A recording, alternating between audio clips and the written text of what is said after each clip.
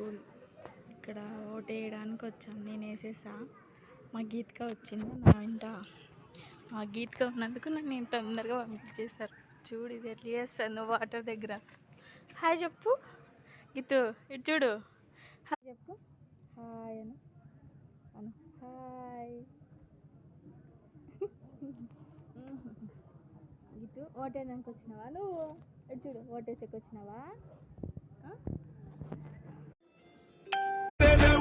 నామ కొడితే గురువులకే కాళ్ళు మొక్కితే